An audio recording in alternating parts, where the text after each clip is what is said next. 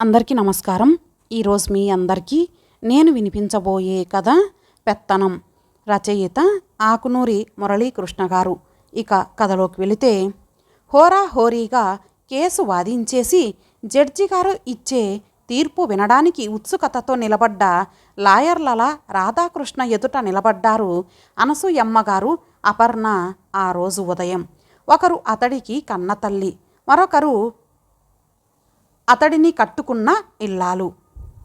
ఇద్దరు రెండు వర్గాలకి ప్రతినిధుల్లా నిలబడి ఉన్నారు. అప్పటికే అతడు ఇద్దరి వాదనలు వినడం చాలాసార్లు అయిపోయింది. ఇంకా నిర్ణయం తీసుకోవడమే తరువాయి. ఇంతకీ అసలు సమస్య ఏమిటంటే, 10 రోజుల క్రితం వాళ్ళింటికి పోస్టులో ఒక పెళ్లి శుభలేఖ వచ్చింది. శుభలేఖలన్నాక పోస్టులో వస్తుంటాయి, కొరియర్లో వస్తుంటాయి. వీలుని బట్టి ఈ మధ్యన ఈమెయిల్లోనూ, చివరాఖరికి సెల్ ఫోన్లో సంక్షిప్త సందేశాలుగాను కూడా పంపిస్తున్నారు. అందువల్ల శుభలేఖ రావడం పెద్ద సమస్య అని మీరు అనవచ్చు. నిజమే, శుభలేఖ రావడం సమస్య కాదు. అది పోస్టులో రావడమూ సమస్య కాదు. రాధాకృష్ణ కూడా మీలాగే అనుకున్నాడు. మరో వారానికి మరో శుభలేఖ అదే పోస్టులో వచ్చేంతవరకు. ఆ రెండో శుభలేఖ వచ్చాకే శుభలేఖ రావడం కూడా సమస్యనన్న విషయం తెలిసి వచ్చింది అతడికి. విషయమేమిటంటే, మొదటి శుభలేఖ వచ్చింది తూర్పు నుంచి, విశాఖపట్నంలో ఉన్న అతడి తల్లి వేలు విడిచిన మేనమామ దగ్గర నుంచి. రెండో శుభలేఖ పడమర నుంచి, అంటే అమెరికా నుంచి, అపర్ణ కజిన్ బ్రదర్ దగ్గర నుంచి. 2 పెళ్ళిళ్ళు ఒకే ముహూర్తానికి. ఇప్పుడు తూర్పుకి వెళ్ళాలా, పడమరకి వెళ్ళాలా అన్నది సమస్య. తూర్పుకి ప్రతినిధి తల్లి, పడమరకి ప్రతినిధి భార్య. ఇంటికి యజమాని, పెత్తనం ఉన్నవాడు కనుక నిర్ణయించాల్సింది రాధాకృష్ణ. అతడి నిర్ణయం తిరుగులేని నిర్ణయం. అతడు చెప్పే తీర్పు ఇంట్లో అందరికీ శిరోధార్యం. అత్తగారి తరపు బంధుత్వం దూరపు బంధుత్వం అన్నది అపర్ణ వాదన. దూరపు బంధుత్వమైనా వాళ్ళు బాగా కావలసిన వాళ్ళు అంటుంది అనసూయమ్మ గారు. విడివిడిగా వింటే ఇద్దరి వాదన నిజమే అనిపిస్తుంది రాధాకృష్ణకి. 2 వైపుల నుంచి ఒత్తిడి ఎక్కువైపోవడంతో రాధాకృష్ణకి నిర్ణయం తీసుకోవడం కష్టమైపోతోంది. అందుకే ఎటూ చెప్పకుండా తాత్సారం చేస్తున్నాడు. ఆ తాత్సారం ఆడవాళ్లలో ఆదుర్దాన్ని మరింత పెంచుతోంది. ఎలాగైనా తీర్పు తమ వైపు ఉండేలా చేసుకోవాలని ఆఖరి అస్త్రంగా ఎమోషనల్ బ్లాక్మెయిలింగ్కి కూడా దిగారు. ఆయన బ్రతికున్నాళ్ళు ఆయన చెప్పినట్టు నడుచుకున్నాను. ఇప్పుడు నీ హయాం కనుక నువ్వు చెప్పినట్టు వినాల్సిందే. కానీ ఏం చేస్తావో నీ ఇష్టం అని కొడుకు ఎదుట ముక్కు జీదింది అనసూయమ్మ గారు. కడివెడు గుమ్మడికాయ అయినా కత్తిపీటకు లోకువే అని బామ్మ చిన్నప్పుడే చెప్పింది. ఆడదాని ఇష్టాలు కోరికలు ఎలా ఉన్నా సంసారంలో చెల్లుబాటయ్యేది మగాడి నిర్ణయమే కదా. చెప్పండి, మీరు ఎక్కడికి సర్దమంటే అక్కడికి సర్దుతాను బట్టలు అంది శ్రీమతి. ఎక్కడికైనా సర్దాల్సింది ఒకే బట్టలు కదా అన్న ఆలోచన రాధాకృష్ణకు ఆ క్షణంలో రాలేదు.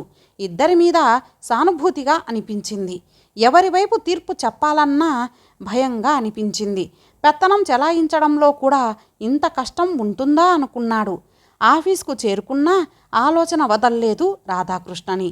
ఎవరో ఒకరితో చర్చించకపోతే లాభం లేదనుకున్నాడు. హాజరు పట్టికలో సంతకం చేసేసి తోటి ఉద్యోగి సుబ్బారావుని తీసుకొని క్యాంటీన్కి కాఫీకి వెళ్ళాడు. సుబ్బారావు ఎలాంటి విషయంలోనైనా సలహాలివ్వడంలో దిట్ట. క్యాంటీన్ కుర్రాడు కాఫీలు తెచ్చేదాకా మౌనంగా ఉండి, కాఫీలు వచ్చాక పైకప్పు కేసి చూసి నిట్టూరుస్తూ జనాతికంగా అన్నాడు రాధాకృష్ణ. ఒక్కోసారి నిర్ణయాధికారం ఉండడం కూడా ఇబ్బందిగానే ఉంటుంది. సరైన నిర్ణయం తీసుకోవడమంతా కష్టమైన విషయం మరొకటి ఉండదు.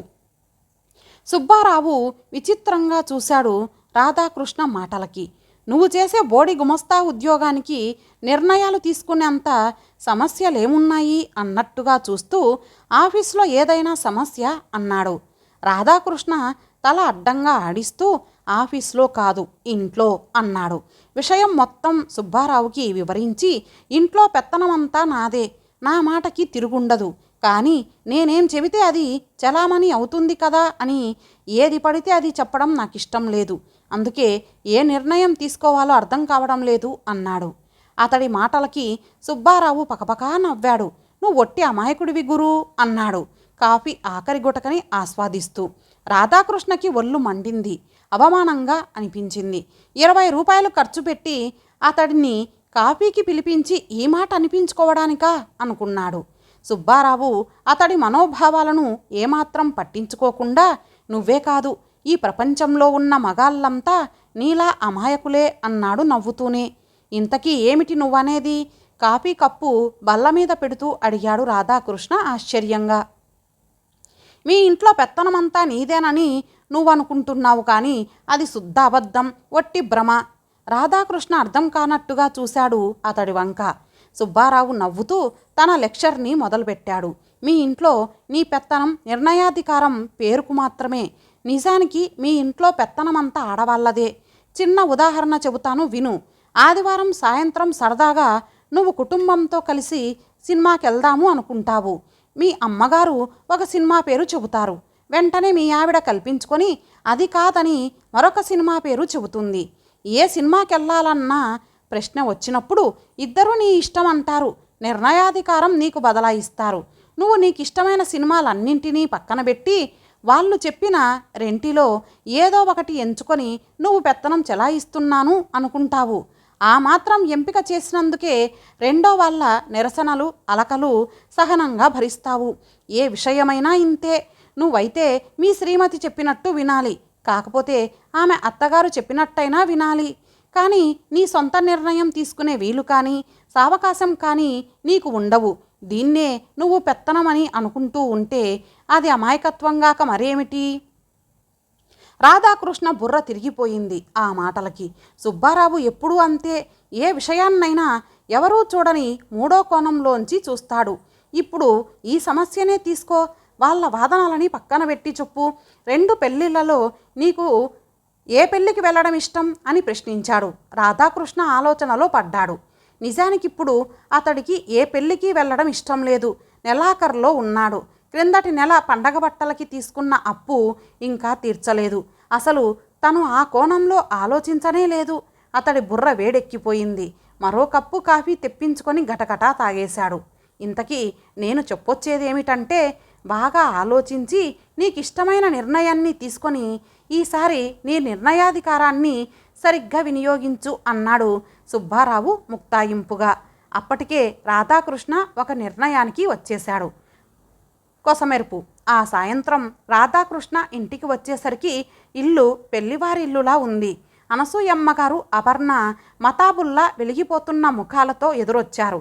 పిల్లలు గబుక్కున వచ్చి అతడి చెయ్యి పట్టుకొని కుదుపుతూ, నాన్నా నాన్నా మనం పెళ్ళికి వెళుతున్నాం అన్నారు. ఎవరి పెళ్ళికి? హడలిపోతూ ఆశ్చర్యంగా అన్నాడు. నే చెప్తానుండరా అంటూ అనసూయమ్మగారు ముందుకు వచ్చింది. నువ్వు ఆఫీస్కి వెళ్ళాక నాకెందుకో బుద్ధి పుట్టి ఆ అమెరికా వాళ్ళ శుభలేఖ అడిగి తీసుకొని చూశాను. తీరా చూద్దును కదా ఆశ్చర్యం. 2 ఒక పెళ్ళివే. విశాఖపట్నం వాళ్ళ అమ్మాయినే అమెరికా వాళ్ళ అబ్బాయికి చేసుకుంటున్నారు. ఇంకేముంది, కాగల కార్యం గంధర్వులే తీర్చేశారు.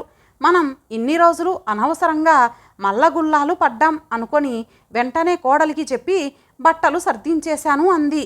ఏవండోయ్, ఇద్దరూ ఒకటే కదా అని చదివింపులు ఒకళ్ళకే ఇచ్చి చేతులు దులిపేసుకుందాము అనుకుంటున్నారేమో. అదేం కుదరదు. అసలే అవతలి వాళ్ళు అత్తయ్య గారికి బాగా కావలసిన వాళ్ళు కూడాను. కాఫీ కప్పుతో వచ్చిన అపర్ణ అంది నవ్వుతూ. తూర్పు పడమర ఏకం కావడం అంటే ఏమిటో మొదటిసారిగా అర్థమైంది రాధాకృష్ణకి. ఇంతటితో ఈ కథ సమాప్తం. మరలా మరొక మంచి కథతో కలుద్దాం. అంతవరకు సెలవు. నమస్తే.